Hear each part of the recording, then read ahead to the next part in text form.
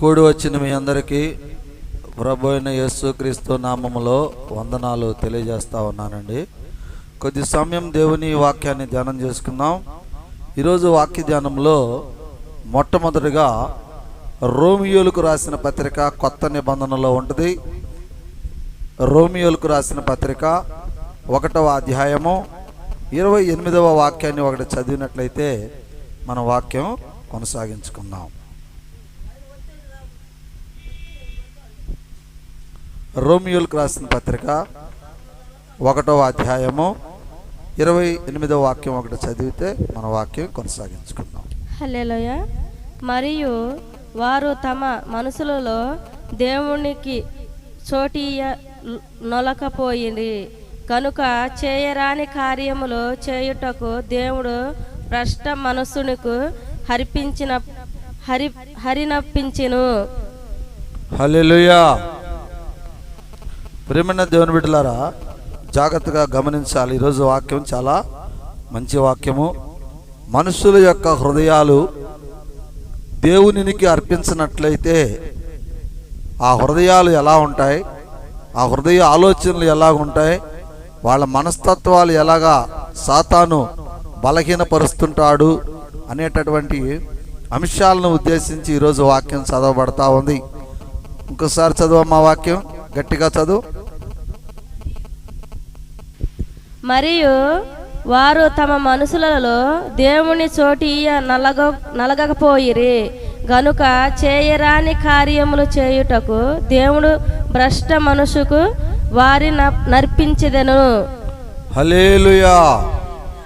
అంటే మనుషులమైనటువంటి మనములో చాలా మంది అంటే మన మనస్సునంట దేవునికి ఈలేకపోతున్నామంట. ఏం ఈలేకపోతున్నాం?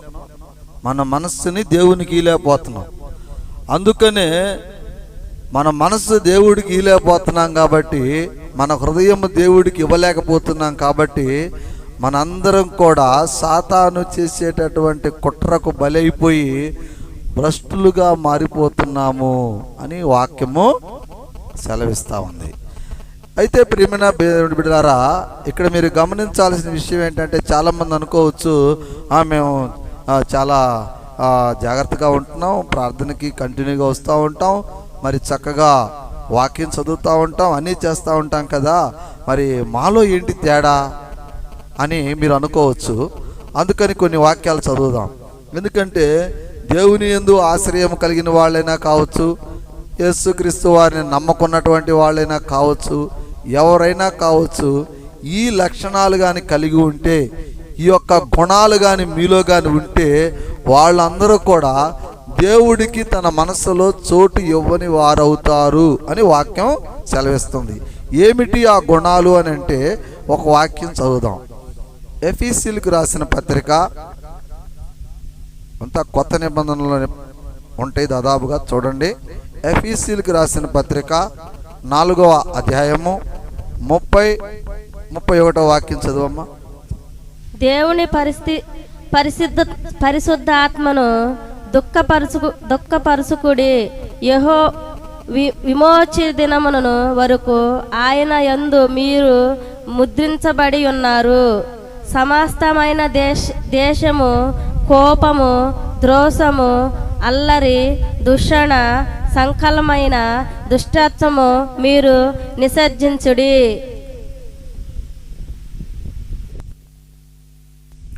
హల్లెలూయా. ఏమని చెప్తున్నాడండి వాక్యములో? దేవుడి యొక్క ఆత్మను మీరు బాధ పెట్టకూడి అంటున్నాడు ఫస్ట్ వాక్యములో. దేవుని ఆత్మను బాధ పెడుతున్నావు అంటే అర్థమైంది, మన హృదయాలలో దేవునికి చోటు ఇవ్వట్లేదు అని అర్థం. అంతే కదండి. ఇప్పుడు మన ఇంటోళ్ళు, మన కుటుంబ సభ్యులు మనతో స్నేహంగా మాట్లాడకుండా నీది నువ్వు చూసుకో, నాది నేను చేసుకుంటా ఉంటాను అని ఒకళ్ళకొకళ్ళం శత్రువులాగా ఉన్నాం అనుకో, అది పక్కన వాళ్ళ హృదయం బాధపడుతున్నట్ట కాదా? అవునా కాదా చెప్పండి? పక్కన ఉన్నటువంటి ఒక కుటుంబ సభ్యులు ఇద్దరే కావచ్చు, భార్యాభర్తలే కావచ్చు, అన్నదమ్ములే కావచ్చు, ఒకరికొకరు పలుకోకుండా విరోధంగా ఉంటున్నారు అనుకోండి, వాళ్ళ పరిస్థితి ఎలాంటిది అన్నట్టు? వాళ్ళ మధ్యలో ఒక శత్రుత్వం ఉన్నట్లే కదా.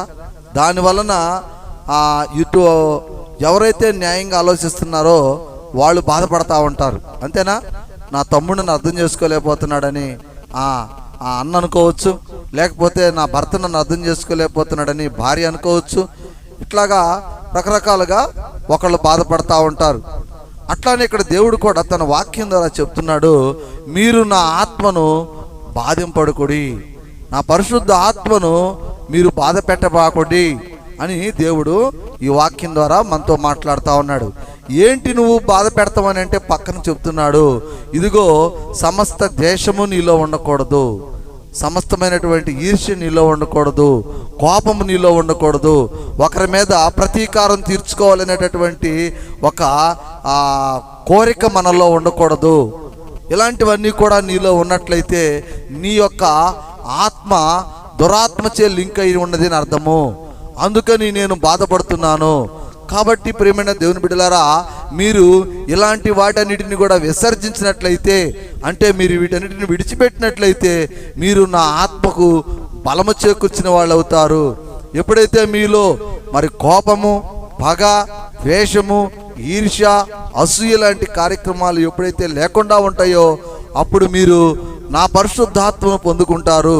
నా పరిశుద్ధాత్మ శక్తి వలన మీరు ఎల్లటికీ కూడా మరి ఒక విధమైనటువంటి శక్తిగా ఎదుగుతారు అని చెప్పి వాక్యం సెలవిస్తూ ఉంది. అందుకని మొట్టమొదటి వాక్యంలో కూడా చెప్పాడు, ఏమంటున్నాడు? మీరు దేవుని ఆత్మను పొందుకొని వారైతే మీ హృదయాలు చాలా భ్రష్టుపట్టిపోతూ ఉంటాయి, అఘాతంలోకి వెళ్ళిపోతూ ఉంటాయి అంటున్నాడు. మీరు దేవుని ఆత్మను పొందుకున్న వారైతే మీలో ఈర్ష్య, ద్వేషము, కోపము, ప్రగ ఇలాంటి ఏవి ఉండవు అని వాక్యం సెలవిస్తూ ఉన్నాడు. చూడండి, ఇంకొక వాక్యం చూపిద్దాం.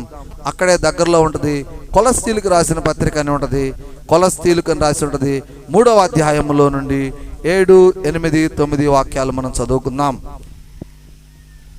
పూర్వము వారి మధ్య జీవించి ఉన్నప్పుడు మీరు వీటిని అనుసరించి నడుచుకుంటురి. ఇప్పుడైతే మీరు కోపము, ఆగ్రహము, దుష్టత్వము, దూషణ, మీ నోట బూతులు అను వీటినన్నిటిని సవిర్జించుడి.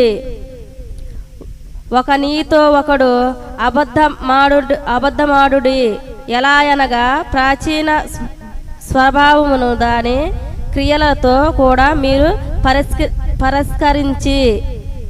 ఇక్కడ మీకు చెప్పబడుతున్నటువంటి వాక్యాలు, చదవబడుతున్న వాక్యాలు కూడా ఏంటంటేనండి, పూర్వము మనమందరం కూడా, పూర్వము అంటే ఎప్పుడంటేనండి, దేవుడు అంటే మనం ప్రభు అయిన యేసుక్రీస్తు వారిని, తండ్రి అయినటువంటి దైవ కుమారుడైన యేసుక్రీస్తు వారిని రక్షకుడుగా అంగీకరింప మునుపు, అంటే మన యొక్క దైవ కుమారుడిని మనం రక్షణలోకి తీసుకోక మునుపు కూడా మనందరం కూడానండి పూర్వం ఎలా ఉన్నాము? కోపాలతోటి, పగలతోటి, ద్వేషాలతోటి, ఈర్ష్యతోటి ఉన్నామా లేదండి? ఆ లక్షణాలన్నీ మనలో ఉన్నాయా లేవండి? అలాంటి లక్షణాలు మనం పూర్వం కలిగి ఉన్నాము. కనుక ప్రియమైన దేవుని బిడ్డలారా, మీరు నా యందు విశ్వాసం ఉంచినప్పుడు నా ఆత్మను మీరు ఆర్పకూడదు, నన్ను మీరు దూరం చేసుకోకూడదు. ఎలా దూరం చేసుకుంటారంటే ఇప్పుడు కూడా అదే చెప్తున్నాడు, మీలో ఎలాంటి చెడ్డ ఆలోచనలు కానీ, చెడు మనస్తత్వాలు కానీ, చెడ్డ సాంగత్యాలు కానీ, ఒకరిని మోసం చేయటం కానీ, ఒకరిని నిందించడం కానీ, అలాంటి కార్యక్రమాలు ఏటిని కూడా మీరు చేయకూడదని వాక్యం సెలవిస్తూ ఉంది. ఇలా చేసినట్లయితే ఏం జరుగుతుంది అంటే, మీకు మొట్టమొదటిగా చెప్పిన వాక్యం ప్రకారంగా మీరు దేవుని పరిశుద్ధాత్మను పొందుకొని వారై దేవుని రాజ్యానికి చేర్చబడకుండా భ్రష్టులైపోతారని చెప్పి వాక్యం సెలవిస్తూ ఉంది. మీలో ఉన్నటువంటి దుష్ట గుణాల చేత మీరు దేవుని రాజ్యాన్ని స్వతంత్రించుకోలేకపోతారని వాక్యం సెలవిస్తూ ఉంది. అర్థమవుతుందండి వాక్యము? ఇంకొక వాక్యం చూపిస్తా. నిర్గమాకాండము, పాత నిబంధనలోకి రండి. నిర్గమాకాండము 23వ అధ్యాయం మొట్టమొదటి నుంచి 2వ చూడండి.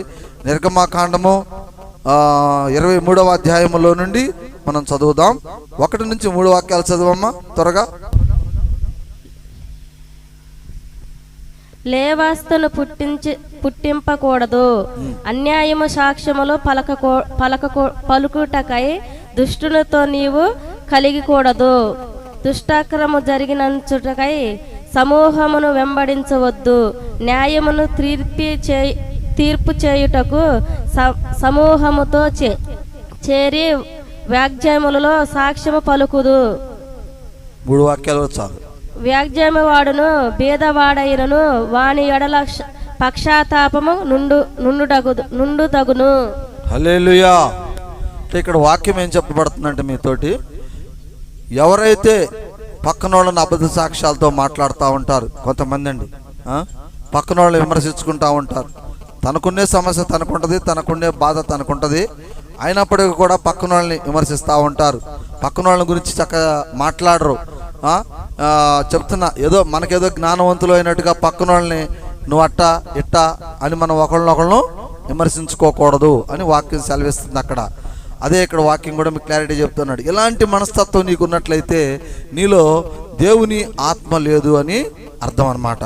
పక్కన వాళ్ళని ఎప్పుడు కూడా అతడు ఒకవేళ అజ్ఞాని కావచ్చు, అంటే తెలివితేటలు లేనివాడు కావచ్చు, తిండిపోతు కావచ్చు, తిరుగుబోతు కావచ్చు, దాగుబోతు కావచ్చు, ఎవరైనా కావచ్చు, వాళ్ళను మనమైతే, అంటే దేవుని బిడ్డలమైన మనమైతే ప్రేమతో హత్తుకోవాలి. వాళ్లకు దేవుని ప్రేమ మార్గాన్ని చూపించాలి, చెడును విడిచిపెట్టాలి, ప్రేమను పెంచుకోవాలి అనేటటువంటి ఒక మంచి మార్గాన్ని ఉపదేశించాలి తప్ప మనం వాళ్ళని నిందించకూడదు, దూషించకూడదు అని వాక్యం సెలవిస్తుంది. అదే కదండి. అలా చేసినప్పుడు ఏమవుతుందంటే నీలో పరిశుద్ధాత్మ కోల్పోతుంది. అలా చేసినప్పుడు ఏమవుతుందంటే నీవు కూడా దేవుడి యొక్క రాజ్యంలో నుంచి తీసివేయబడతావు, నీలో ఆ యొక్క పరిశుద్ధాత్మ శక్తిని కోల్పోతావు అని చెప్పేసి వాక్యం సెలవిస్తూ ఉంది. హల్లెలూయా. ఆ పక్కనే ఉన్నటువంటి ద్వితీయోపదేశ కాండంలోకి వెళదాం. ద్వితీయోపదేశ కాండం ఉంటుంది మాకు తక్కనే అమ్మటే, అది నిర్గమకాండము, సంఖ్యాకాండము, ద్వితీయోపదేశ కాండం. ద్వితీయోపదేశ కాండంలోకి వెళ్ళి 19వ అధ్యాయంలోకి వెళ్ళి 16వ వాక్యం నుండి మనం చదువుకుందాం. చదవండి.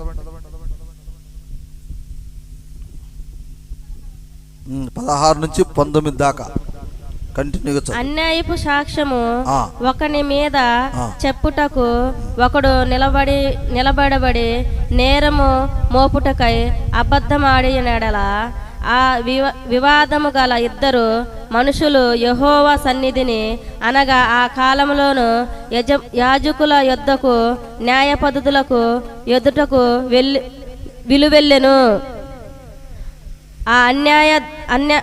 ఆ అన్యాయపదులు బాగుగా విమర్శించిన తరువాత వారి సాక్ష్యము అబద్ధ సాక్ష్యమై తన సహోదరుని మీద వాడు అబద్ధ సాక్ష్యము చెప్పిన సంగతి ఏమైనా ఎడల వాడు తన సహోదరుణ్ణి తడిసినట్లే వారికి చేయవలెను. ఇట్లు మీ మధ్య నుండి ఆ చెడుతనమును పరిష్కరించుచున్నారు. హల్లెలూయా. ప్రేమైన దేవుని బిడ్డలారా, మీరు ఇక్కడ గమనించాల్సిన విషయం ఏంటంటేనండి, ఇక్కడ వాక్యంలో మనకు చెప్పబడుతున్న వాక్యం ఏంటంటే, ఎవరైనాను పక్కన వాళ్ళ మీద అబద్ధ సాక్ష్యం చెప్పకూడదు. ఎవరైనాను పక్కన వాళ్ళ మీద అబద్ధ సాక్ష్యం చెప్పినట్లయితే వారిని కూడా దేవుడు శిక్షిస్తాడు అనేటటువంటి విషయాన్ని స్పష్టంగా దేవుడు మనతో మాట్లాడుతూ ఉన్నాడు. అర్థమవుతుందండి. అబద్ధ సాక్ష్యం అనే అనుకోండి మీరు కాసేపు, లేకపోతే ఏదన్నా కావాలని తెలిసి తెలియక అవమానకరంగా మాట్లాడతామని అనుకోండి, ఏదన్నా కావచ్చు, మీ మనసులో ఏదైనా అనుకోండి. కానీ దేవుడు చెప్తున్నటువంటి మంచి మాట ఏంటంటేనండి, వేరే వాళ్ళని, అంటే మన ఇరుగు పొరుగు వారు కావచ్చు, మన కుటుంబ సభ్యులు కావచ్చు, ఎవరినైనా సరే మనము తప్పుగా అనకూడదు, తప్పుడు సాక్ష్యం మనం పలకకూడదు, ఒకళ్ళకి అన్యాయం చేయాలనేటటువంటి ఉద్దేశం మనకు ఉండకూడదు. ఇలాంటి లక్షణాలు, ఇలాంటి కార్యాలు కానీ ఒకవేళ నువ్వు చేసినట్లయితే అది దేవుడు దృష్టికి వెళితే దేవుడు నిన్ను కూడా అలాగనే చేస్తాడు అని వాక్యం చెప్తున్నాడు. నువ్వేదైతే ఎదుటి వాళ్ళ పక్షాన చేయాలనుకుంటావో దేవుడు నీ పక్షాన కూడా అదే చేస్తాడు అని వాక్యం సెలవిస్తూ ఉన్నాడు. కనుక ప్రియమైన దేవుని బిడ్డలారా, మీరు గమనించాలి. ఇక్కడ వాక్యం యొక్క ముఖ్య ఉద్దేశంలో మొట్టమొదటిగా ఏం చెప్పానంటే, మీరు నా ఆత్మను పొందుకోనట్లయితే మీరు భ్రష్టులైపోదురు. అంతేనా? ఫస్ట్ చదువుకుంది, దేవుని పరిశుద్ధ ఆత్మ మీలో లేకపోతే మీరు భ్రష్టులైపోతారు. అంటే ఇప్పుడు చదువుతున్న ఈ వాక్యాలన్నీ కూడా ఏంటంటే, మీలో పరిశుద్ధాత్మను మీరు పొందుకోలేకపోతున్నప్పుడు మీలో ఆలోచనలు ఇలాగుంటాయి. పక్కన వాళ్ళని దూషించాలని, ఈర్ష్య కలిగి ఉండటాను, కోపం కలిగి ఉంటాలు, చిన్న చిన్న దానికి గొడవ పడతాలు, ఇలాంటి లక్షణాలన్నీ కూడా మనలో ఉంటాయి. మనలో ఉన్నప్పుడు దేవుడు వాక్యం ద్వారా మాట్లాడుతూ ఉన్నాడు. మీరు అలా ఉండకూడదు, నీ పొరుగు వారిని నువ్వు ప్రేమించాలా, అనేటటువంటిది దేవుడు మనకు తర్వాత వాక్యాలు చెప్తాడు. కానీ ఇక్కడ మీకు చెప్తుంది ఏంది, ఇలాంటి లక్షణాలు కానీ మీలో ఉన్నట్లయితే మీరందరూ కూడా దేవుని రాజ్యాన్ని స్వతంత్రించుకోలేరు అని వాక్యం చెప్తుందన్నమాట. కాబట్టి మనం గమనించాలా ప్రియమైన దేవుని బిడ్డలారా, ఇక్కడ గమనించాల్సిన విషయం ఇదే ఇంపార్టెంట్. ఇక చివరికి ఇంకొక వాక్యం చూపిస్తాను చూడండి. మత్తయి సువార్త 5వ అధ్యాయంలో నుండి మనం చదువుకుందాం. కొత్త నిబంధనలో ఉంది. మత్తయి సువార్త 5వ అధ్యాయము 22 నుంచి 24 వాక్యాల వరకు చదువుకుందాం. హల్లెలూయా. నేను మీతో చెప్పదలచినమనగా తన సహోదరుని మీద కోపపడు ప్రతివాడు విమర్శకుడు లోనగును, తన సహోదరుని చూచి వ్యర్థుడా అని చెప్పేవాడు మహాసభకు లోనగును, ద్రోహి అని చెప్పవాడు నరకానికి లోబడును. కావున నీవు బలిపీఠమునొద్ద అర్పణము నర్పించినప్పుడుగా నీ మీద నీ సహోదరునికి విరోధమే మైనకుల కలదని అక్కడ నీకు జ్ఞానము వచ్చిన ఎడల అక్కడ బలిపీఠము నెదుటనే నీ అర్పణము విడిచిపెట్టి మొదట వెళ్ళి నీ సహోదరునితో సమాధపడుము, అట్లు తరువాత వచ్చి నీ అర్పణము నర్పించుము. హల్లెలూయా. ఇక్కడ వాక్యం ఏం చెప్పబడుతుంది, ఎవరైనాను తన సహోదరుని అవమానపరిచినట్లా, సహోదరుడు అంటే మన యొక్క సంఘంలో ఉన్నటువంటి మన బిడ్డలు, ప్రతి ఒక్కరూ కూడా మనం సహోదరులు అవుతాం. తెలిసి తెలియక ఏదైనా పొరపాట్లు చేసి ఒకళ్ళని అవమానపరిచినప్పుడు మనం ఏమనుకుంటామంటే ఏదో అనేసాంలే, మనసులో తర్వాత బాధపడ్డాం, ప్రభు నన్ను క్షమించు అని అంటే కుదరదు అంటున్నాడు. అక్కడ ఏమంటున్నాడు, మనం ఎవరికైతే అవమానపరిచామో, మనల్ని ఎవరైతే నిందించామో, మనకు ఎవరైతే అన్యాయంగా మాట్లాడామో వాళ్ళతోటి ముందులో సమాధాన పడాలి అంటున్నాడు. హల్లెలూయా. మొట్టమొదటిగా మనం ఏం చేయాలి, దేవుడితోటి సమాధాన పడాలి, తర్వాత అది విషయం.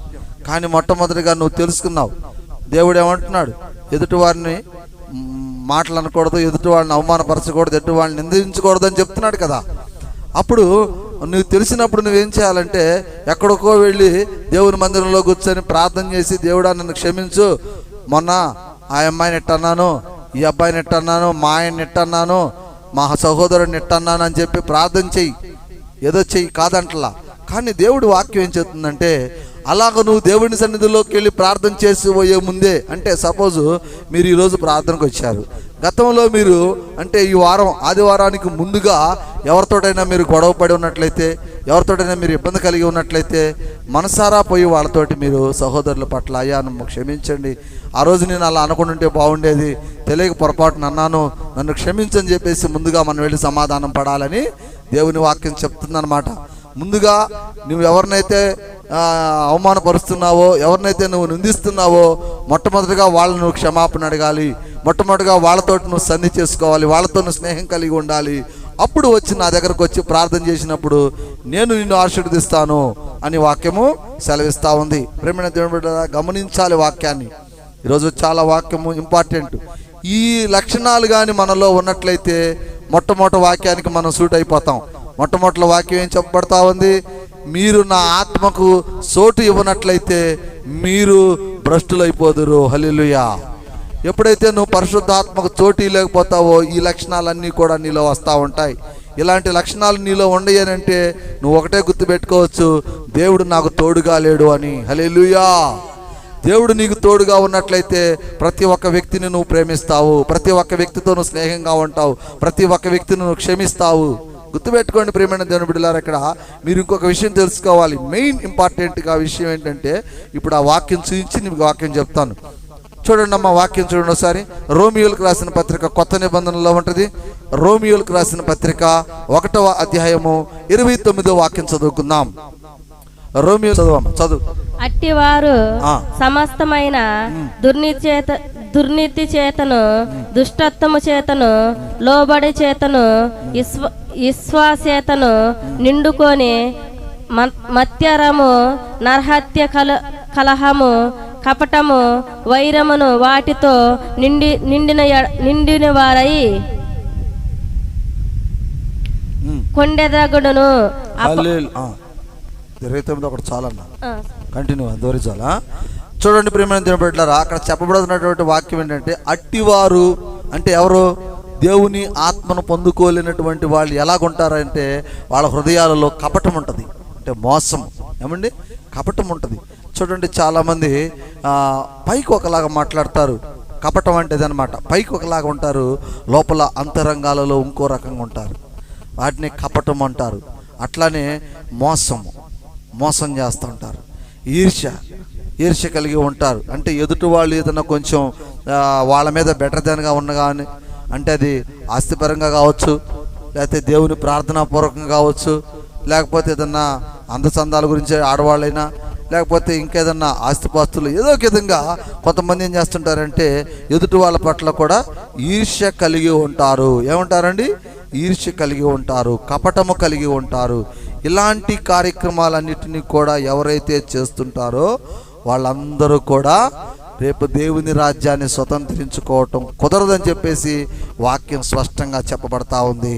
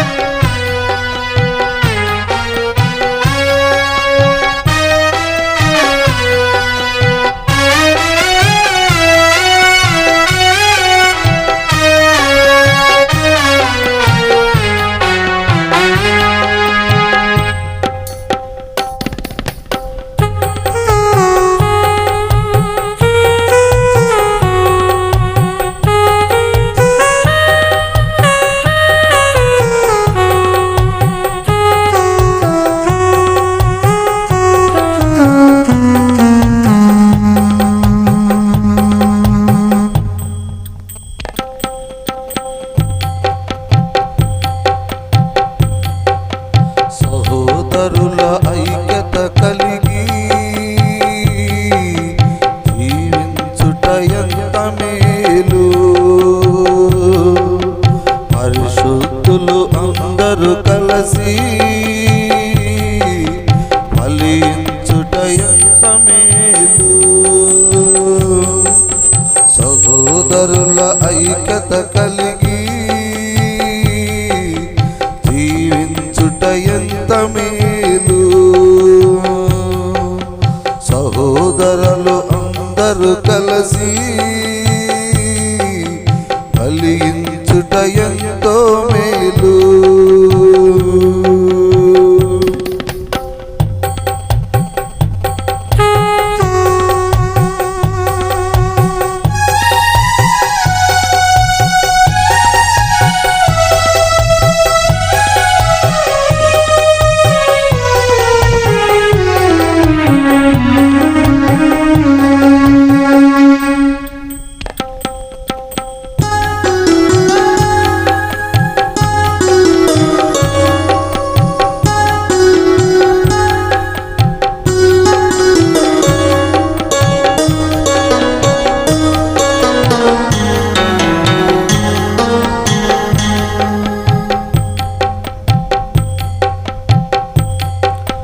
చిన్న జీవులైనా చీమలు చూడు ఏకమై సర్పాన్ని చంపగలవురా.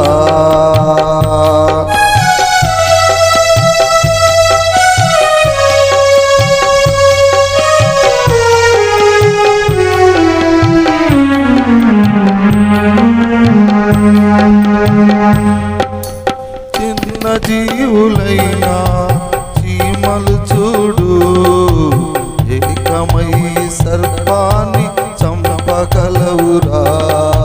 తేనెటీగల ఐక్యత చూడు తేనె పట్టు ముట్టబోతే కలసి కుట్టురా. దెయ్యాలలోన ఐక్యత చూడు దెయ్యాలలోన ఐక్యత చూడు. ఒకనిలోని 2000 నివసించునురా. ఒకనిలోని 2000 నివసించునురా.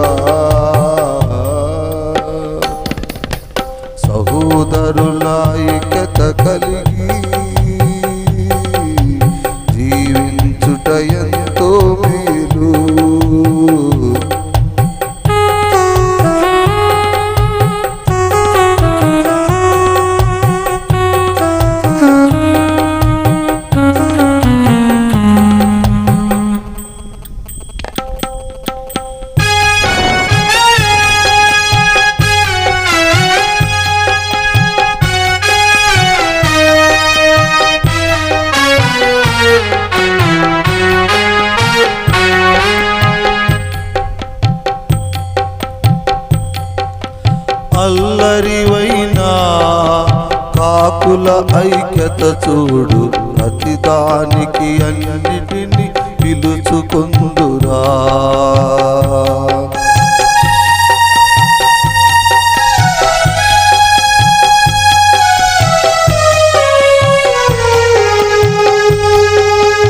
అల్లరివైనా కాకులు చూడు, ప్రతిదానికి అన్నిటినీ పిలుచుకొందురా.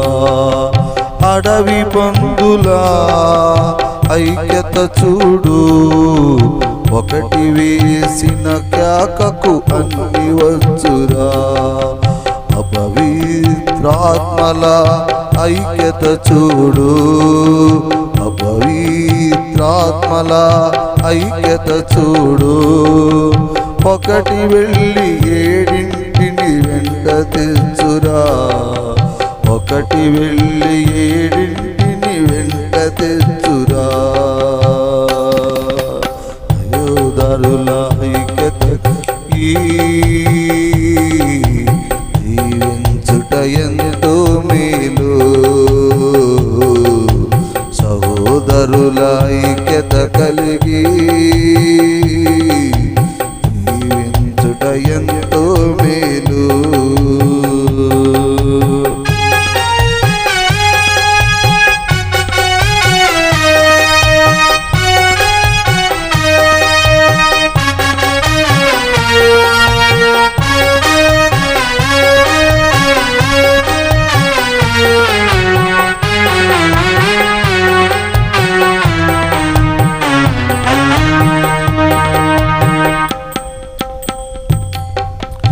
అంతరంగమందున అహము నుంచితే ఐక్యత అంతా చెడిపోతుంది. అంతరంగమందున అహము నుంచితే ఐక్యత అంతా చెడిపోతుంది. గర్వ హృదయము విరగకపోతే ఏక మనసు ఎన్నటికి రానంటుంది. గర్వ హృదయము విడవకపోతే ఏక మనసు ఎన్నటికి రానంటుంది. దీన మనసునే సాధన చేస్తే దీవించు దేవుడిచ్చు ఏక ఆత్మరా. దీవించు దేవుడిచ్చు ఏక ఆత్మరా. ఆ ఆత్మే కలిగించును ఐక్యతరా. ఆ ఆత్మే కలిగించును ఐక్యతరా. సహోదరుల ఐక్యత కలిగి జీవించుట ఎంతో మేలు. సహోదరుల ఐక్యత కలిగి నివసించుట ఎంతో మేలు. పరిశుద్ధులు అందరూ కలిసి ఫలించుట ఎంతో మేలు. పరిశుద్ధులు అందరూ కలిసి ఫలించుట ఎంతో మేలు.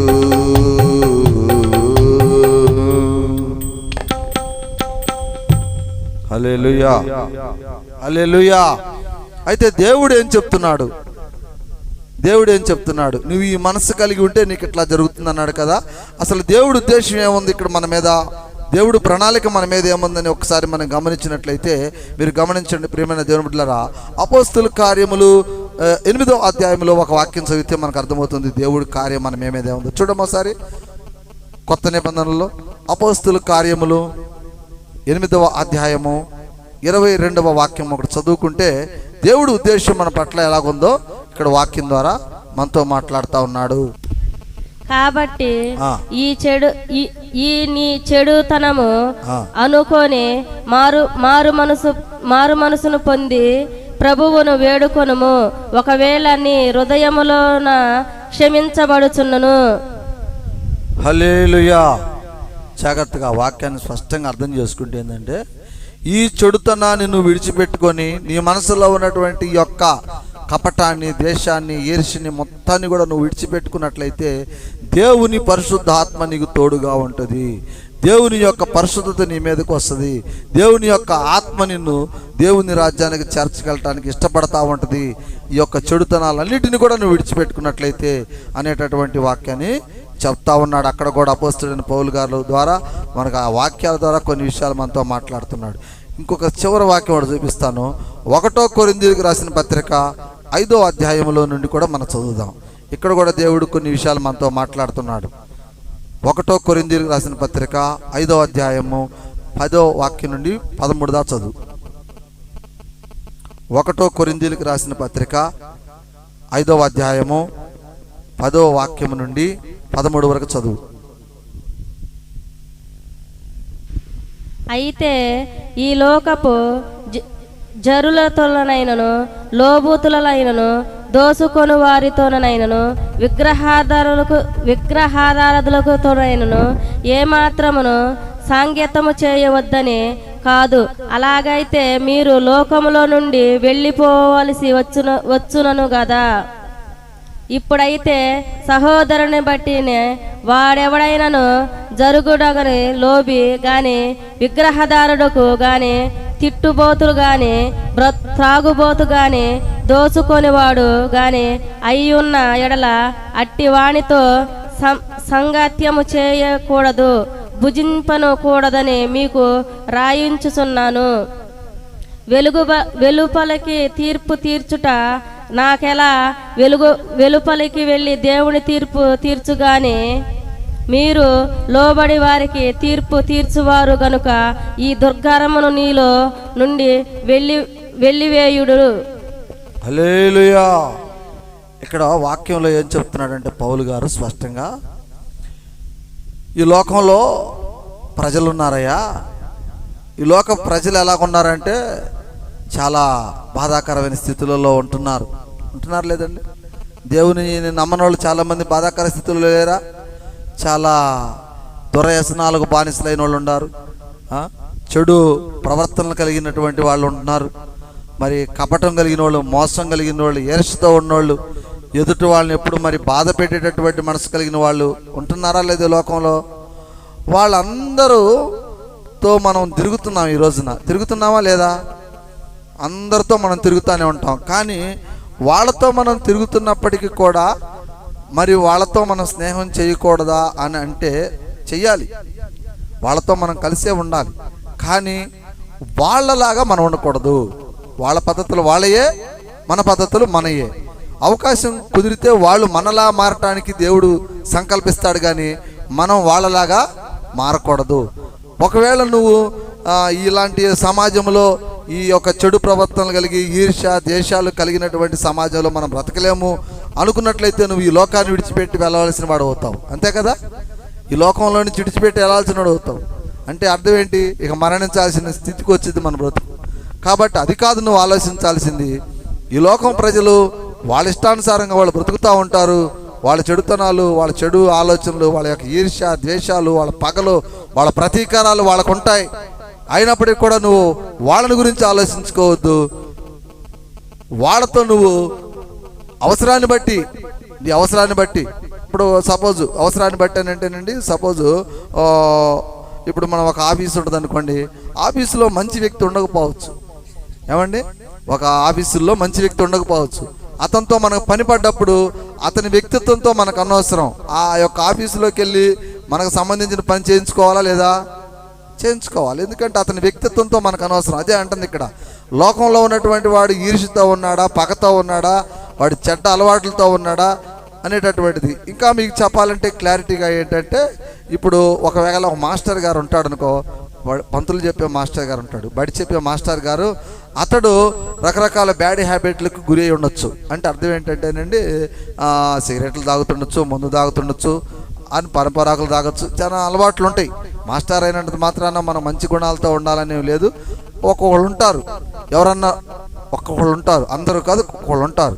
అలాంటి వ్యక్తిగా ఉన్నాడు కదా అని ఆయన దగ్గరికి వెళ్ళి, నేను మాస్టర్ దగ్గరికి వెళ్ళి పాఠాలు నేర్చుకోను, నేను ఆయన కాడికి వెళ్ళి చదువు నేర్చుకోను, ఆయన ఎట్టుంటుంటాడు ఇంటికాడా, అట్టుంటాడు ఇంటికాడా అని మనం ఆయన్ని గురించి ఆలోచించడం కరెక్టా, లేకపోతే మన పద్ధతి ప్రకారంగా మనం వెళ్ళి ఆ యొక్క స్కూల్లోకి వెళ్ళి కూర్చొని ఆయన చెప్పే మాటలు, ఆయన చెప్పే పాఠాలు విని చదువుకోవటం మంచిదా? ఏది మంచిది? ఆయన వ్యక్తిత్వమైన జీవితంతో మనకు అనవసరం, అది అతని ఇష్టం. కానీ అతడు చెప్పే పాఠాలు మనం శ్రద్ధగా విని, ఆయన చెప్పే బోధ మనం జాగ్రత్తగా విని మనం నేర్చుకొని మనము నీతిమంతులుగా ఎదగాలి అనేది దేవుని వాక్యం ఇక్కడ. కాబట్టి చివరిగా ఏమంటున్నాడంటే, మనమందరం కూడా ఈ రోజున సైతాన్ యొక్క రాజ్యం వెళుతున్నటువంటి రాజ్యంలో మనం బ్రతుకుతా ఉన్నాం. అంటే ఈ లోకం అంతా కూడా సైతానికి ఓటేస్తూ ఉంది. అంటే ఈర్ష్య, పగ, ద్వేషము, కోపాలు అన్నిటితో కూడినటువంటి లోకంలో మనం జీవిస్తూ ఉన్నాం. ప్రియమైన దేవుని బిడ్డలారా గమనించండి. కాబట్టి ఇలాంటి లోకంలో నువ్వు జీవిస్తున్నప్పటికీ వాళ్ళతో నీవు అవసరాన్ని బట్టి నీ యొక్క కార్యాన్ని నడుపుకోవాలి తప్ప వారితోటి నువ్వు జీవించమని, సాంగత్యంతో ఉండమని, వాళ్ళు చేసే చెడ్డ మార్గాలలో మనం కూడా వెళ్ళాలని చెప్పేసి ఆడ వాక్యం స్పష్టంగా చెప్పటల్లా. నీ అవసరం కొద్దీ అతని దగ్గర నీతి ఉంటే నేర్చుకో, అతని యొక్క పద్ధతులను బట్టి మనకు అనవసరం అనేటటువంటి, ఒకవేళ అతనితో నీకు అవసరం ఉంది అధికారి చేయించుకో, అతనితో నీకు అనవసరం అని వాక్యం సెలవిస్తూ ఉంది. అట్లానే చివరిగా ఏం చెప్తున్నాడంటే ఇక్కడ మరీ ముఖ్యంగా ఈ యొక్క దేవుని బిడ్డలైనటువంటి మీరు, ముఖ్యంగా యేసుని నమ్ముకున్నటువంటి మీరు చాలామంది ఏం చేస్తున్నారంటే ఈ లోకంలో అలాంటి కార్యాలు చేస్తున్నారు. ఎలాంటి కార్యాలు? దేవుని యందు విశ్వాసం ఉంచి కూడా, దేవునితో వాక్యాన్ని చదువుకుంటా కూడా మన తోటి సహోదరుల పట్ల మనం అవిశ్వాసంగా ఉంటున్నాం, మన ఇరుగు పొరుగు వారి పట్ల మనం అవిశ్వాసంగా ఉంటున్నాం, మన కుటుంబ సభ్యుల పట్ల మనం అవిశ్వాసంగా ఉంటున్నాం. అదేమనంటే మీకు ఏముంటుందంటే ఒక ఈర్ష్య అనేటటువంటిది మనలోకి వస్తుంది. ఆ ఈర్ష్యను రానివ్వకూడదని వాక్యం చెప్తా ఉంది. ఈర్ష్య అంటే ఏంటంటేనండి, గుర్తుపెట్టుకోవాలి. ఏమయ్యా ఆడేమో హ్యాపీగా ఎంజాయ్ చేస్తూ ఉంటే నేను కష్టపడి పని చేయాలా? ఆడు నిద్రపోతుంటే నేను పని చేయాలా? అతడు నన్ను మోసం చేస్తుంటే మనం అతను గౌరవించాలా? మోసానికి మోసం, ఈర్ష్యకి ఈర్ష్య, ఆడు తప్పు చేస్తే నేను డబలు. ఇట్లాగా ప్రతి ఒక్కళ్ళు తన సహోదరుల పట్ల కానీ ఎవరి పట్ల కానీ ఇలాంటి భేదభావాలు కలిగి ఉండకూడదు అనేది వాక్యం సెలవిస్తూ ఉంది. అలా నువ్వు ఉన్నట్లయితే నీవు దేవుని బిడ్డ ఎట్లాగవుతావని దేవుని వాక్యము ప్రశ్నిస్తూ ఉంది. ఇక్కడ 1 కొరింథీయులకు రాసినటువంటి వాగ్దానాలు, దేవుని నమ్మని వాళ్ళ పరిస్థితి పక్కన పెడితే అసలు విశ్వాసం కలిగినటువంటి మనలో, సహోదరులలో, దేవుని బిడ్డలలో ఈ ఐక్యత ఎక్కడ ఉన్నది? గమనించాలి ప్రియమైన దేవుని బిడ్డ ద్వారా. మనము మొట్టమొదటిగా మన సంఘములో ఉన్నటువంటి వారిని కావచ్చు, మన కుటుంబ సభ్యులను కావచ్చు, ప్రతి ఒక్కళ్ళని కూడా ముందర మనం గౌరవించడం నేర్చుకోవాలి. ఎదుటి వాళ్ళని మనం దూషించకూడదు. అతడు తప్పే చేస్తుండొచ్చు కాదంటలా, కానీ అతడు నువ్వు గౌరవించాలి, అతను ప్రేమించాలి తప్ప దూషించకూడదు. అతడు చేసేటటువంటి తప్పుని నువ్వేం చేయాలంటే, అతడు చేసేటటువంటి బలహీనతను నువ్వేం చేయాలంటే దేవునికి అప్పచెప్పాలి. ఏం చేయాలి? దేవుడికి అప్పచెప్పాలి. ప్రభు ఆ బిడ్డ అలా ఎందుకుంటున్నాడు, ఆ బిడ్డ మరి నీ యందు విశ్వాసం కలిగి ఉన్నాడు, మరి అలా ఎందుకుంటున్నాడు ప్రభు, నువ్వే చూసుకోయా, ఏదైనా నువ్వే ఆ బిడ్డతో మాట్లాడయ్యా, ఇదిగో ఆ బిడ్డతో నువ్వు మాట్లాడు, ఆ సహోదరుతో నువ్వు మాట్లాడు, ఆ తల్లిగారితో నువ్వు మాట్లాడు, ఆ అక్కతో నువ్వు మాట్లాడయ్యా అని మనము దేవునితోటి మనసులో ప్రార్థన చేసుకోవాలి తప్ప దేవుని బిడ్డలైనటువంటి మనం కూడా పక్కన వాళ్ళని గురించి మనం విమర్శించి వాళ్ళని స్పాట్లో దూషించి మనం అవమానపరచకూడదు. ఒకవేళ అవమానపరిస్తే ఏం జరిగింది? నిర్గమాకాండంలో చెప్పినట్లుగా నువ్వు దేవుని వద్దకు ప్రార్థన చేయటానికి వెళ్ళక మునిపే నువ్వు వాళ్ళని క్షమాపణ అడగాల్సిన బాధ్యత నీ మీద ఉంటుంది. ఎందుకంటే అతడును ద్వేషించి, అతడును మోసం చేసి, అతనితో నువ్వు వైర్యం చేసుకొని నా సన్నిధిలోకి వచ్చి నన్ను ప్రార్థన చేసినంత మాత్రాన నేను నిన్ను ప్రేమించలేను అని చెప్పి వాక్యం సెలవిస్తూ ఉంది. కనుక మీరు ఆలోచించాల్సిన విషయాలు ఇవే ఈ రోజున. ఏంటంటే ఎవరిని కూడా మనము దూషించకూడదు, ఎవరిని కూడా మనం అవమానపరచకూడదు. దుష్ట గుణాలు, దుష్ట ఆలోచనలు మనలో ఉండకూడదు. చెడు ప్రవర్తనలు, చెడు ఆలోచనలు మనలో ఉండకూడదు. ఈర్ష్య మనలో ఉండకూడదు. ఎదుటి వాళ్ళు మనల్ని ఇబ్బంది పెడుతున్నప్పటికీ కూడా మనము ప్రేమ పంచేటటువంటి తత్వాన్ని కలిగి ఉండాలని దేవుని వాక్యం సెలవిస్తూ ఉంది. ఇది సాధ్యమా అంటే నీలో పరిశుద్ధ ఆత్మ ఉంటేనే సాధ్యమైంది. అందుకని మొట్టమొదటి వాక్యం మనం చదువుకున్నాం, మరొకసారి చదువు. ఈ యొక్క లక్షణాలన్నీ మీలో ఉండయి అంటే దేవుడు ఈ వాక్యం ద్వారా తన హృదయాన్ని బాధపరుచుకుంటున్నాడు అని అర్థం. చదువమ్మా.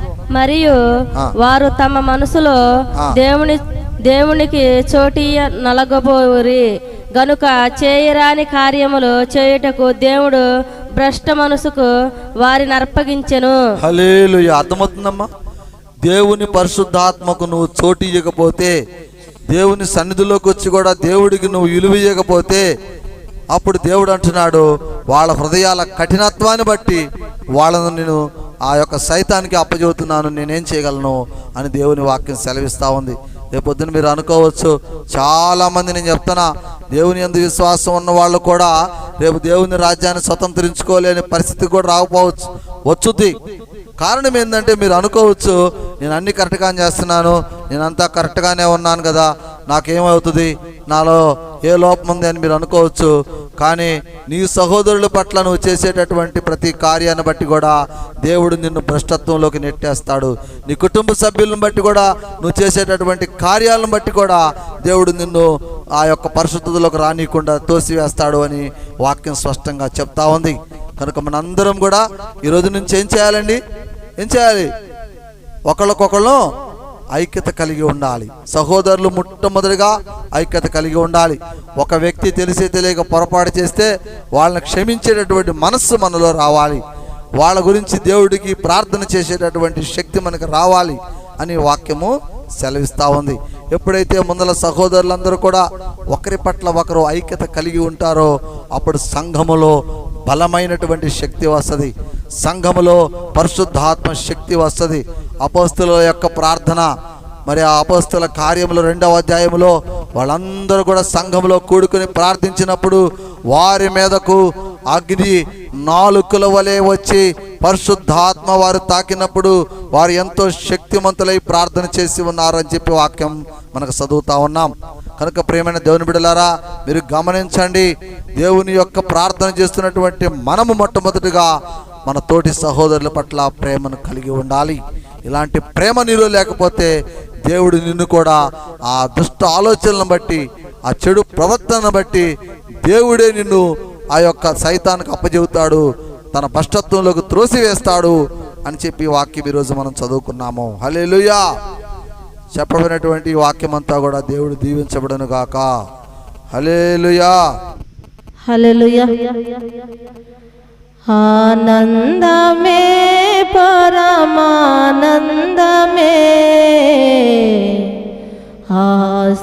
ఆశయపురమైన యేసయ్యా నీలో.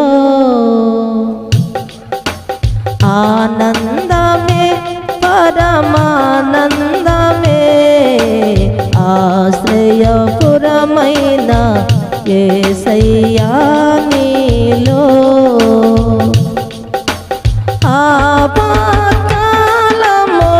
ఆపత్కాలములన్నిటిలో ఆదరించిన అక్షయుడా నీకే స్తోత్రము. ఆపత్కాలములన్నిటిలో ఆదరించిన అక్షయుడా నీకే స్తోత్రము. ఆనందమే పరమానందమే, ఆశ్రయపురమైన యేసయ్యా నీలో.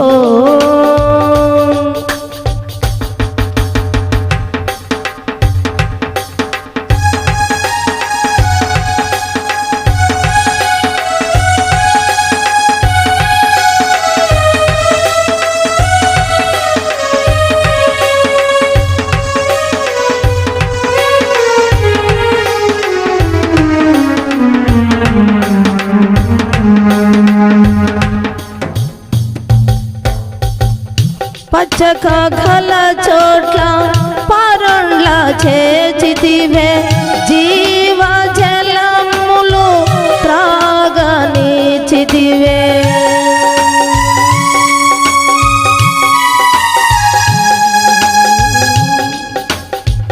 పచ్చక గల చోట్ల పరుండ్ల చేచితివే, జీవ జలములు త్రాగనిచితివే. నా ప్రాణమునకు చేరదీచితివే, నా ప్రాణమునకు చేరదీచితివే. నీతియు నాకిచ్చితివే ఆనందమే పరమానందమే ఆశ్రయపురమైన యేసయ్యా నీలో ఆనందమే పరమానందమే ఆశ్రయపురమైన యేసయ్యా నీలో ఆపత్కాలములన్నిటిలో ఆదరించిన అక్షయుడా నీకే స్తోత్రము ఆపత్కాలములన్నిటిలో ఆదరించిన అక్షయుడా నీకే స్తోత్రము. Praise lord. హల్లెలూయా. మంచిది. ప్రార్థన చేసుకుందాం. మోకాళ్ళు వేయగలిగిన వాళ్ళు మోకాళ్ళు వేయండి. ప్రార్థన చేసుకుందామండి. హల్లెలూయా. స్తోత్రం స్తోత్రం స్తోత్రం స్తోత్రం స్తోత్రం స్తోత్రం స్తోత్రం స్తోత్రం. పరిశుద్ధుడా పరిశుద్ధుడా పరిశుద్ధుడా పరిశుద్ధుడా ప్రేమమయుడా కరుణామయుడా దయామయుడా యేసయ్యా అబ్బా తండ్రి, నీ పాదాలకు వందనాలు. ఘనమైన నామానికే స్తోత్రాలు తండ్రి. ఇదిగో నాయన, మరి ఈరోజు ఆదివారము పరిశుద్ధ దినము నాయన, నీ ప్రియ బిడ్డలందరము కూడా నీ సన్నిధిలో కూడుకొని నిన్ను ప్రార్థన చేయుచుండగా అయ్యా, మరి మీరు మా మధ్యలోనికి వచ్చి పరిశుద్ధులై మాతో నా తండ్రి ప్రార్థన నడిపించినందుకై నీ స్తోత్రాలు. అలానే నా తండ్రి, బిడ్డలు ఏ స్థితిలో వచ్చి ఉన్నారో నీకు తెలుసు ప్రభువా. అయ్యా, మరి వారి కుటుంబాలలో ఉన్నటువంటి బలహీనతలను బట్టి నాయన ప్రార్థిస్తున్నాను ప్రభువా. ప్రతి ఒక్క బిడ్డకు నా తండ్రి నీ పరిశుద్ధాత్మ శక్తిని ఇవ్వండి. ప్రతి బిడ్డకు నా తండ్రి నీ పరిశుద్ధాత్మ శక్తిని దయచేయండి ప్రభువా. అలాగనేనైనా ప్రతి బిడ్డ కూడా నాయన నీ సన్నిధిలో మోకరించి ప్రార్థన చేసుకునేటటువంటి శక్తిని దయచేయ ప్రభువా. అలాగనే వేదనలలో, శోధనలలో, కన్నీళ్లలో ఉన్నటువంటి ప్రతి బిడ్డను మీరు దర్శించండి ప్రభువా. ప్రతి బిడ్డ యొక్క హృదయాన్ని మీరు చూస్తున్నారు ప్రభువా. ఆ బిడ్డ ఏ స్థితిలో ఉన్నదో, ఆ పరిస్థితులలో నీకు ప్రార్థిస్తుందో నీకు తెలుసు ప్రభువా. ప్రతి బిడ్డను మీరు దర్శించండి. ప్రతి బిడ్డ ఆలోచన మీకు తెలుసు కనుక ప్రభువా, నీ చిత్తమైతే ఆ బిడ్డ యొక్క హృదయాలతో మీరు మాట్లాడి వారికి సమాధానం కలిగించమని ప్రార్థిస్తున్నాను. అలాగనే నాయన, నీ సన్నిధికి రాలేనటువంటి బిడ్డలు నా ప్రభువా, దూరాన సమీపాన ఉన్నటువంటి బిడ్డలు అయ్యా, వారు కూడా నా తండ్రి ఒకప్పుడు నీ బిడ్డలుగా ఎంచబడి తీర్చబడి ఈనాడు నీ సంఘానికి దూరం అయిపోతా ఉన్నారు ప్రభువా. అయ్యా, ఎవరైతే దూరం అయిపోతా ఉన్నారో నీ సంఘానికి, వారందరూ కూడా మీరు దర్శించండి ప్రభువా. వారందరూ కూడా నీ సన్నిధికి నడిపించండి ప్రభువా. వారందరూ కూడా నీ సన్నిధిలోకి నడిపించమని ప్రార్థిస్తున్నాను నాయన. అయ్యా, ఈ లోకంలో ఏ ఒక్క ఆత్మ కూడా నశించిపోకూడదు అనేది నీ యొక్క సంకల్పం కనుక తండ్రి, ప్రతి బిడ్డ కూడా ప్రతి ఆదివారము శనివారాలలో ఆరాధనకు నా తండ్రి ఆబ్సెంట్ కాకుండా నీ కృపను చూపించమని ప్రార్థిస్తున్నాను.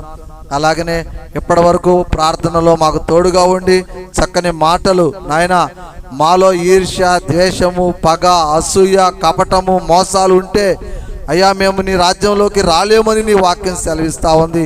ఈ లోకపు ప్రజలు నాయన వాటిని విడిచిపెట్టుకోలేకపోతున్నారు ప్రభువా. వారిని విడిచిపెట్టుకోలేక కూడా నా తండ్రి మరి నీ సన్నిధికి రాలేకపోతా ఉన్నారు. దేవుని సన్నిధికి వెళ్ళాలంటే మరి నీతిగా ఉండాలా, న్యాయంగా ఉండాలా, సత్యముగా ఉండాలా. కనుక మనము ఉండలేము.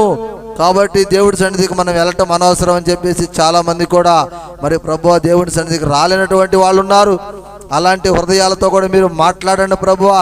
ఈ లోకములో జీవించేటటువంటి సమయం కొద్దిది. ఈ కొద్ది సమయంలో మనం మోసాలతోటి, ద్వేషాలతోటి, ఈర్ష్యలతోటి జీవించినట్లయితే మన యొక్క ఆత్మను దేవుడు నరకానికి పంపిస్తాడు. కొద్ది రోజులు మనం జీవించిన జీవితమైనా సరే నీతిగా, సత్యముగా మనం జీవించినట్లయితే దేవుడు మనలో తన రాజ్యానికి స్వతంత్రించుకుంటాడు అనేటటువంటి విషయాన్ని ప్రతి ఒక్కళ్ళు కూడా తెలుసుకొని నీ రాజ్యానికి ప్రతి ఒక్కరు రావటానికి ఇష్టపడి మరి వాళ్ళలో ఉన్నటువంటి ఈర్ష్య, ద్వేషము, కపటత్వాన్ని విడిచిపెట్టుకొని దేవుడు చూపించేటటువంటి సత్య మార్గంలోకి ప్రతి ఒక్క బిడ్డ కూడా రావటానికి నీ యొక్క కృపను దయచేయమని ప్రార్థిస్తున్నాను. అలాగనే నాయన, కూడి వచ్చినటువంటి బిడ్డల్లో కూడా ప్రభువా అక్కడక్కడ నా ప్రభువా మరి ఈర్ష్య, ద్వేషములు రగులుతున్నాయి అయ్యా. అలాంటి ఆత్మలను నేను విడిచిపెడతానని నీ వాక్యం సెలవిస్తా ఉంది. అలాంటి ఆత్మలు మాలో ఉండకుండా ప్రభువా, అలాంటి దుష్ట ఆలోచనలు దుష్ట సాంగత్యము మాలో ఉండకుండా నీ పరిశుద్ధ ఆత్మను మాకు తోడుగా ఉంచండి. మా సహోదరులను మేము ప్రేమించినట్లుగా, మా సహోదరుల పట్ల మేము ప్రేమ కలిగి ఉండినట్లుగా, మా సహోదరులు మేము క్షమించినట్లుగా మా హృదయాలకు నెమ్మది సమాధానం కలిగించమని ప్రార్థిస్తున్నాను తండ్రి. అలాగే నాయనా గ్రామంలో ఉన్న ప్రతి కుటుంబాన్ని మీరు దర్శించండి ప్రభువా. ఇదిగో నాయన దురాత్మల చేత నలిగిపోతా ఉన్నాయి ప్రభువా. ఇదిగో నాయన ఈర్ష్య పగల చేత రగిలిపోతా ఉన్నాయి ప్రభువా. గ్రామమే కాదు నాయన, రాష్ట్రాల్లో లాగానే ఉన్నాయి, దేశాల్లో లాగానే ఉన్నాయి ప్రభువా. ప్రతి ప్రాంతంలో కూడా ప్రభువా మరి సాతాను తన యొక్క ఇష్టానుసారంగా నా తండ్రి యొక్క వైరాలను లేపుతా ఉన్నాడు. ప్రతి ఒక్కరి పట్ల కోపాలను లేపుతున్నాడు. ప్రతి గ్రామంలో ప్రతి కుటుంబాలు ప్రతి ఒక్క సమస్యలతోటి ఈ రోజున కుటుంబాలు అల్లబిల్లమవుతా ఉన్నాయి. అయ్యా మీరు దర్శించండి. అయ్యా మీరు ఒకసారి జోక్యం చేసుకోండి ప్రభువా. దురాత్మ శక్తులను, అంధకార శక్తులను, సాతాను శక్తులను నాయన లయపరచండి. వాటిని ఈ లోకంలో నుండి తొలగించండి ప్రభువా. అయ్యా మీరు రాకడ పర్యంతం వరకు నాయన మేము జాగ్రత్తగా ఉండుటకు నీ ప్రార్థన ఎప్పటికప్పుడు మేము బలంగా చేసుకోవడానికి సహాయం దయచేయండి ప్రభువా. అలాగే నాయన అయ్యా బిడ్డల మీద దురాత్మలు ఏలుబడి చేస్తూ నాయన అనేక రకమైన బానిసత్వాలకు బలిసైపోతున్నారు ప్రభువా. అనేక రకమైన బలహీనలకు బలి అయిపోతున్నారు. దుర్వ్యసనాలకు బానిసైపోతున్నారు ప్రభువా. ఆ దుర్వ్యసనాలలో వాళ్ళు ఏం చేస్తున్నారో, వాళ్ళు ఎలా అయిపోతున్నారో తెలియట్లేదు ప్రభువా. చిన్న వయసులోనే ప్రభువా మరి రకరకాలైనటువంటి వ్యాధులకు గురవుతున్నారు. కొంతమంది ప్రాణాలు కోల్పోతున్నారు. కొంతమంది మరి అనేక రకమైనటువంటి యాక్సిడెంట్లకు బలైపోతున్నారు ప్రభువా. అయ్యా ప్రతి ఒక్కరిని మీరు దర్శించండి నాయన. ప్రతి ఒక్కరి మీద ఉన్నటువంటి ప్రతి దురాత్మ శక్తిని, చీకటి శక్తులను, అంధకార శక్తులను మీరు తొలగించండి ప్రభువా. ఈర్ష్య, ద్వేషము, పగలను తొలగించండి ప్రభువా. నీ పరిశుద్ధ ఆత్మను వారిపై నింపండి నాయన. నీ కృపను చూపించండి ప్రభువా. నీ పరిశుద్ధ ఆత్మను వారిపై ఉంచమని ప్రార్థిస్తా ఉన్నాను తండ్రి. అలాగే నేను నాయన మమ్మల్ని కూడా జ్ఞాపకం చేసుకో అయ్యా. మాలో కూడా మా బిడ్డలు కూడా నాయన ఒకవేళ ఏమన్నా చెడు ఆలోచనలు కానీ, ఒకళ్ళ పట్ల ఒకళ్ళ ద్వేషంగా కానీ ఉంటే ప్రభువా వారి హృదయాలకు నెమ్మది సమాధానం కలిగించండి. వాళ్ళకి మంచి ఆలోచన కలిగించండి. పక్క తోటి సహోదరుని ప్రేమించేటటువంటి మనస్సు మా సంఘంలో ఉన్నటువంటి ప్రతి బిడ్డకు దయచేయి ప్రభువా. ఎవరు కూడా ఈర్ష్య ద్వేషాలతో ఉండకూడదు నాయన. ప్రతి ఒక్కరూ దేవుని ప్రేమను పంచే విధంగా వారి యొక్క హృదయాలు ఉండాలని ప్రార్థన చేస్తున్నాను తండ్రి. ఇదిగో నాయన ఇప్పటి వరకు చేసిన ఈ ప్రార్థన అంతటిని కూడా నీ యొక్క పాదాలు చెంత పెడుతున్నాను ప్రభువా. నీవే దీవించి రక్షించమని దేవుని కుమారుడవు, ఈ లోకానికి రక్షకుడు అయిన యేసు క్రీస్తు పరిశుద్ధమైన నామములో ప్రార్థించి బ్రతిమలాడుతున్నాను నా తండ్రి. ఆమేన్. పరలోక ప్రార్థన చేద్దామా. పరలోకమందున్న మా తండ్రి, నామం పరిశుద్ధుడును గాక, రాజ్యం మాకు వచ్చును గాక, నీ చిత్తం పరలోకమందున భూమి మీద చూడగాక. అయ్యా మాకు కావాల్సిన మహాన్ దయచి మా పట్ల అపరాధం చేసినట్టు మీరు క్షమించండి. మా అపరాధం మీరు క్షమించండి. శోధనునికి రక్షించండి. జము, బలము, శక్తి, మహిమ నిరంతరం నీ అయి ఉన్నావు తండ్రి. ఆమేన్.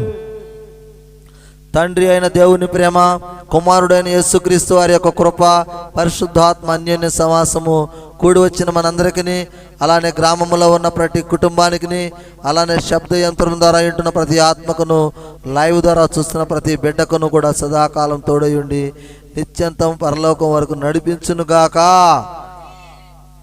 ప్రభు యేసు రక్తమే జయం, ప్రభు సిలువ రక్తమే జయం. యేసు క్రీస్తు నామమునందు మనందరికీ నిత్య జీవము కలుగునుగాక. ఆమేన్.